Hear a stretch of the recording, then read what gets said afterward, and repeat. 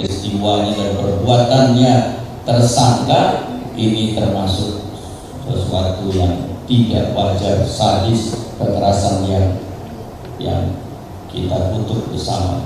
Untuk itu kami Polda Jabar semaksimal mungkin akan mempersangkakan tersangka dengan pasal yang seberat-beratnya. Ini mohon dukungan semuanya supaya kekerasan yang dilakukan oleh tersangka ini mendapat hukuman yang setimpal.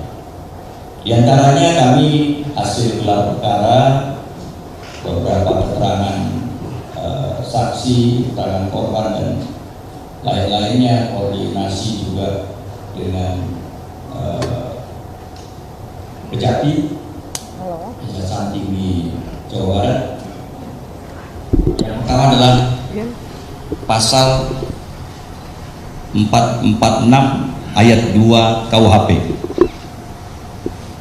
Bunyinya setiap orang yang melakukan penganiayaan yang mengakibatkan luka berat.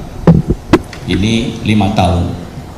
Kita lapis dengan pasal yang lain yang lebih berat, pasal 451 tentang penyanderaan. Ini ancaman hukumannya paling lama 12 tahun. Ini kami akan lakukan persangkaan kumulatif, jadi digabungkan nanti. Yang ketiga pasal 446 ayat 2 perampasan kemerdekaan, ini ancamannya 9 tahun. Kami juntokan kembali, gandengkan kembali dengan pasal 126 ayat 2, yaitu perbarengan tindak pidana yang mengakibatkan luka berat, ancamannya 9 tahun.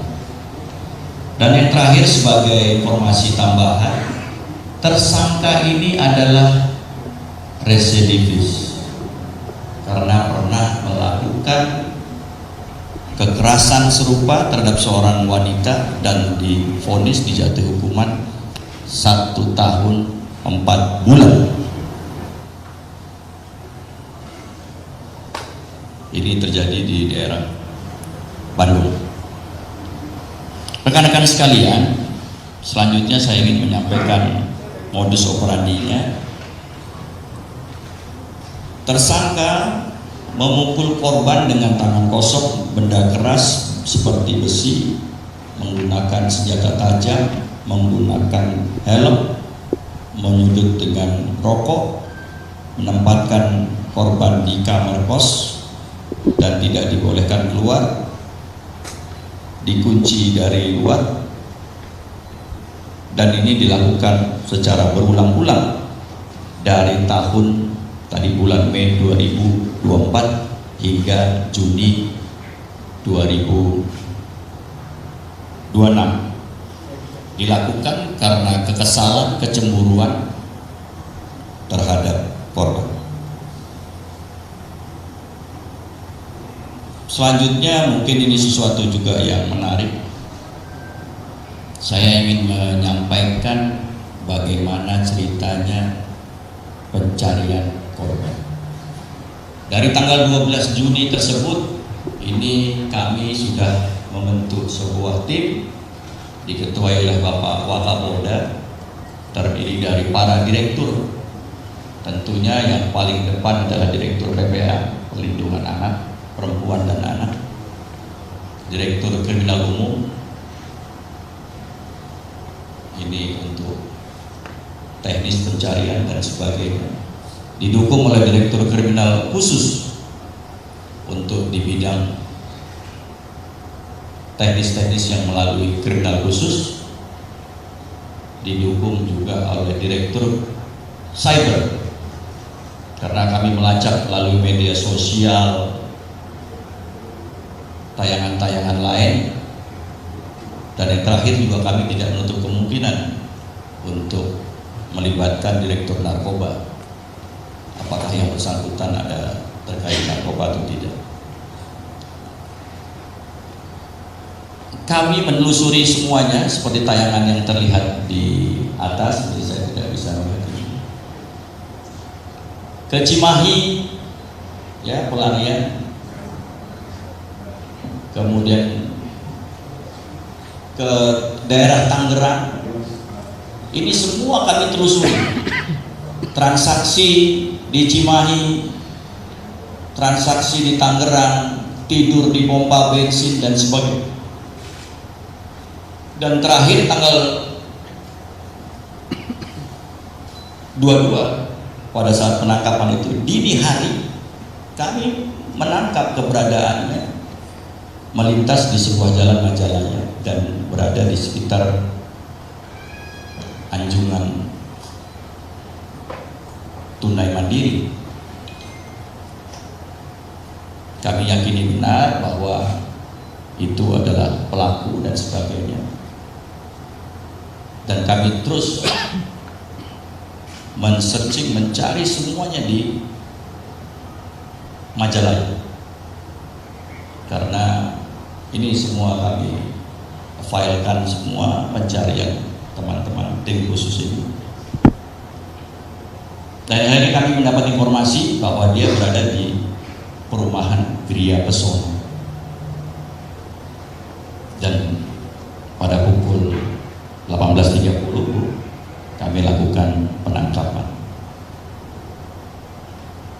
dan langsung kami bawa ke Polda Jabar sebagaimana pernah saya memberikan keterangan pers juga pada malam tersebut.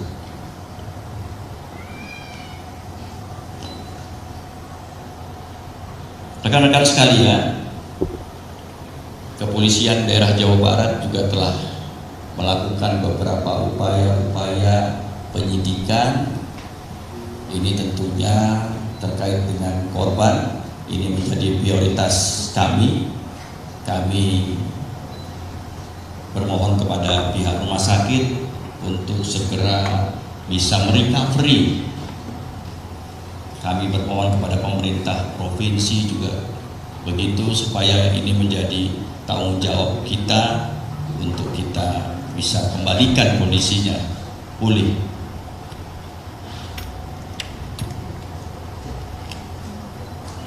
Kami telah melakukan beberapa langkah penyidikan, diantaranya adalah visum et repertum, tapi mungkin mohon maaf karena peraturan saya tidak bisa menjelaskan seperti apa yang kami temukan dari hasil itu, tapi sudah dapat juga informasinya bahwa ini sangat sadis.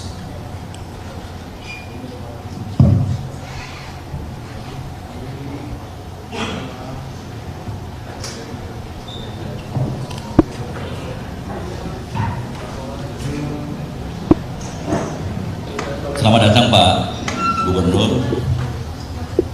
Mungkin bisa saya teruskan kembali.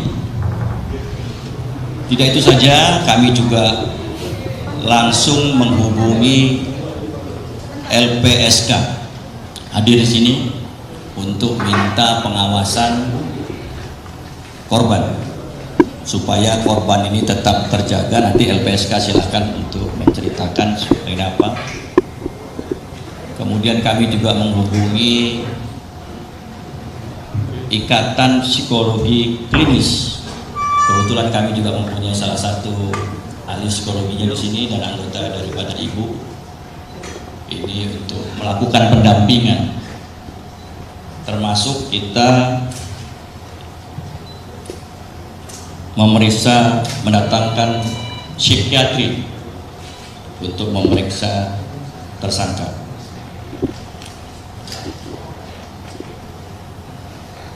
Tindakan lain, memeriksakan semua barang bukti yang kita terima, mencocokkan golongan darah daripada saksi dan korban untuk kita kirim ke laboratorium forensik Polri. Beberapa barang bukti nanti tidak bisa kita tampilkan sini, tapi sudah ada fotonya karena sudah berada di laboratorium forensik.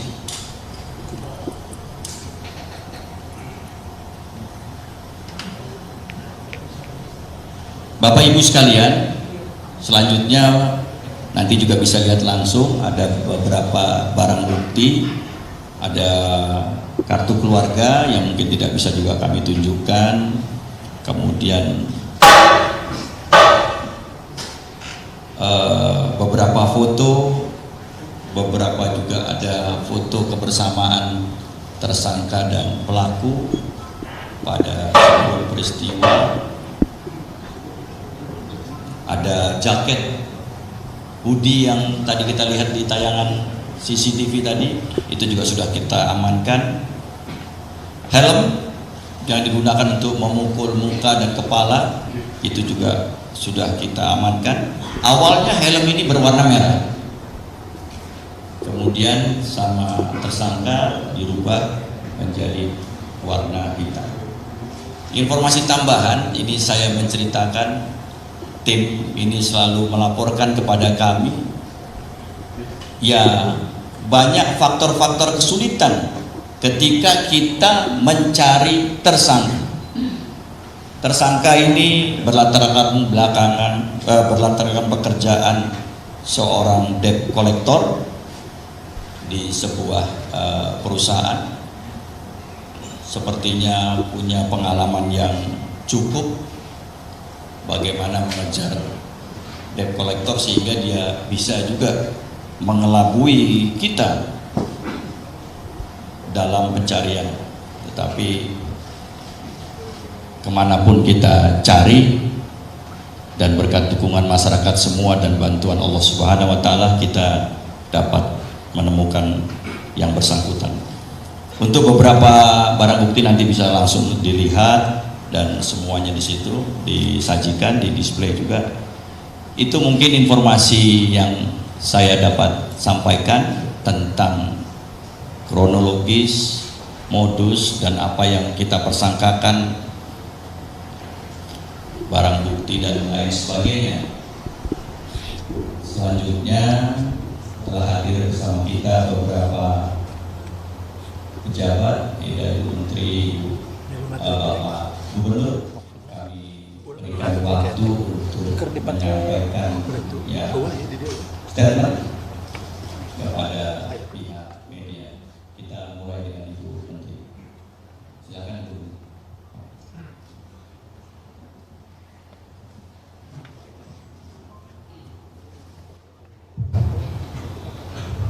Baik, terima kasih.